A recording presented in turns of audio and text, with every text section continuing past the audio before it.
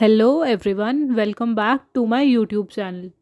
तो आप देख रहे हैं एमसीक्यू सीरीज़ का पार्ट सेकंड, जहां मैं लेकर आई हूं और भी important and most expected questions हमारे post basic BSc nursing entrance exam के लिए।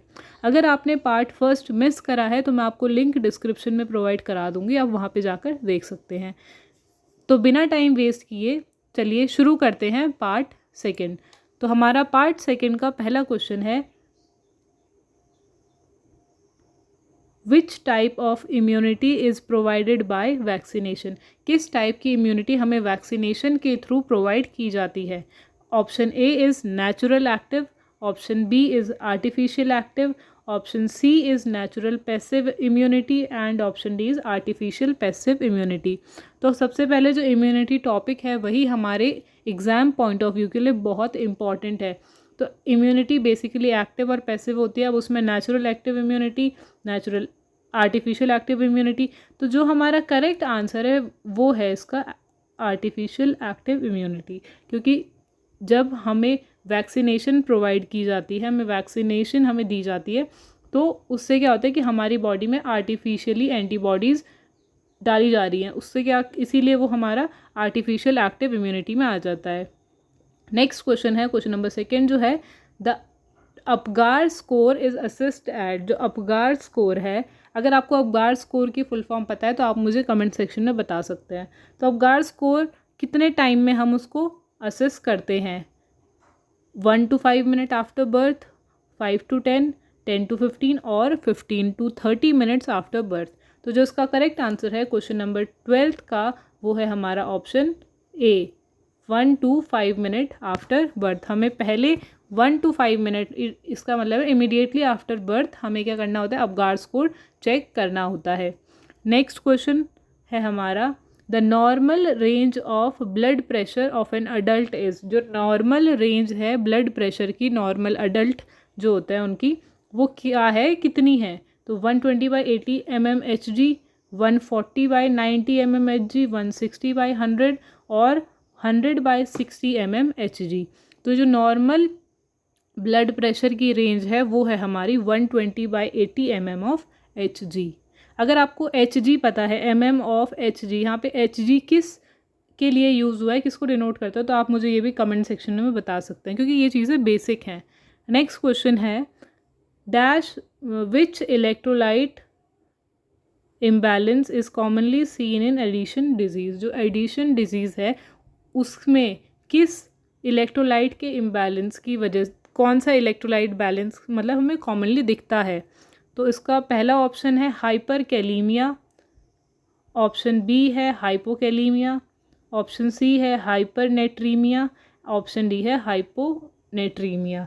तो जो हमारा करेक्ट आंसर है क्वेश्चन नंबर 14 का, वो है हमारा ऑप्शन ए, हाइपरकैलीमिया। हाइपरकैलीमिया मतलब ड्यू टू लो एल्डोस्टेरॉन की वजह से हमारी जो इलेक्ट्रोलाइट इम्बैलेंस हो जाता है एडिशन डिजीज़ में। तो वो कौन सा इलेक्ट्रोलाइट है, लो एल्डोस्टेरॉन। नेक्स्ट क्वेश्चन है हमारा question number 15, the best position for a patient with respiratory distress. जब किसी पेशेंट को रेस्पिरेटरी डिस्ट्रेस हो रहा है तो उस टाइम के लिए बेस्ट पोजीशन कौन सी होगी। ऑप्शन ए है सुपाइन पोजीशन, ऑप्शन बी है प्रोन पोजीशन, ऑप्शन सी है Fowler position and option D है ट्रेनलेनबर्ग्स पोजीशन। तो जो करेक्ट आंसर है हमारा क्वेश्चन नंबर 15 वो है हमारा फाउलर पोजीशन। क्यों, अब हम फाउलर पोजीशन क्यों देते हैं, क्योंकि फाउलर जो पोजीशन है it facilitates the lung expansion. जब हमारे जो लंग्स होते हैं, अगर हम फाउलर पोजीशन देंगे तो इजीली एक्सपैंड हो पाएंगे, ताकि जो रेस्पिरेटरी डिस्ट्रेस हो रहा है पेशेंट को वो कम हो जाए।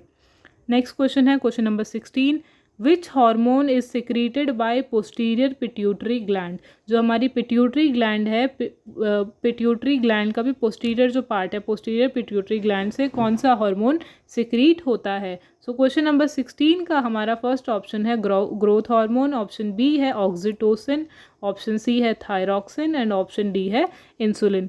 तो जो हमारा करेक्ट आंसर है हमारा क्वेश्चन नंबर 16 का, it is oxytocin. Oxytocin is secreted by हमारा पोस्टीरियर पिट्यूटरी ग्लैंड।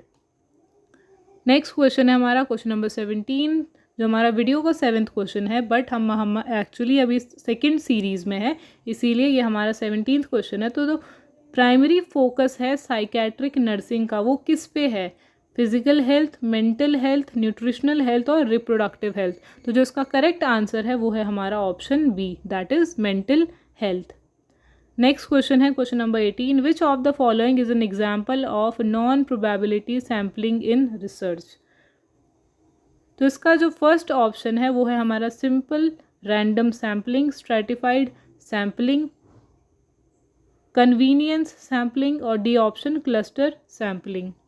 तो इसका जो करेक्ट आंसर है हमारा क्वेश्चन नंबर 18 का वो है हमारा option C, convenience sampling. Next question, question number 19, which of the following condition is a common cause of acute abdominal pain. जो एक्यूट एब्डोमिनल पेन होता है उसका कॉमन कॉज बिलो ऑप्शंस में से कौन सा है?